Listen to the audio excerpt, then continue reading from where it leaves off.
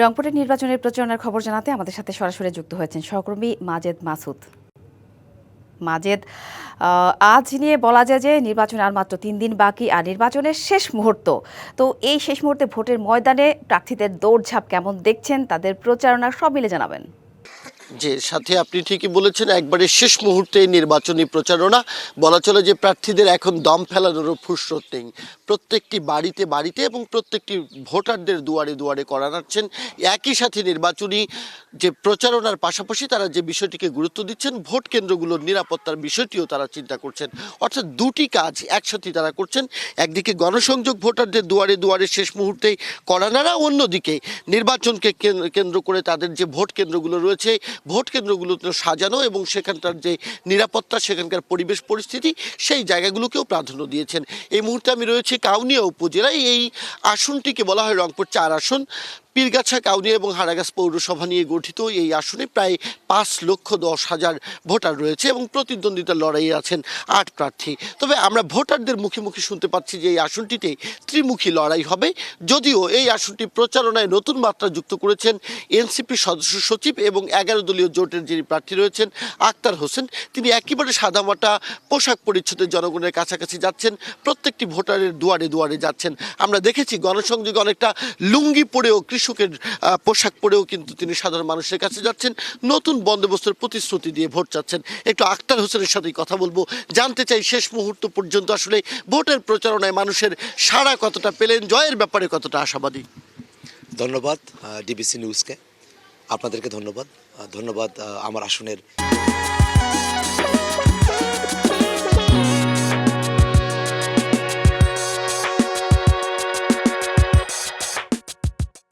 যারা ভোটাররা আছেন, জনগণ আছেন এবং বাংলাদেশের আপামর জনতা।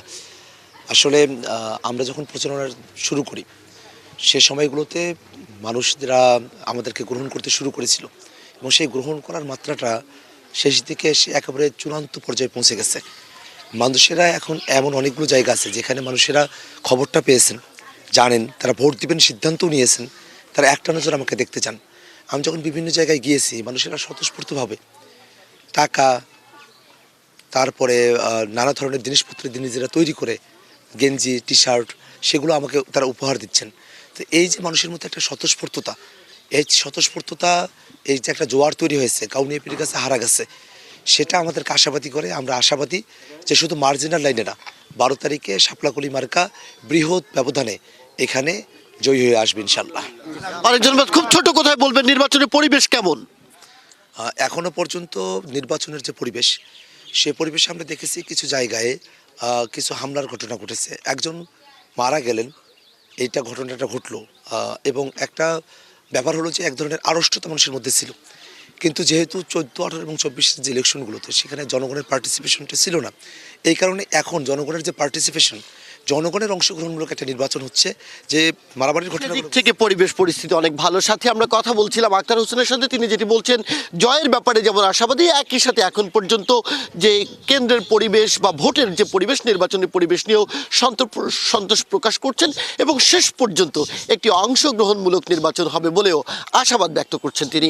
এই আসনটি তিস্তা বেষ্টিত, এখানে বিএনপি, জাতীয় পার্টি এবং এনসিপির মধ্যেই এখানে মূল প্রতিদ্বন্দ্বিতা হবে বলে ভোটাররা বলছেন। তো এখন পর্যন্ত এই ছিল আমার কাছে নির্বাচনী খবরাখবর।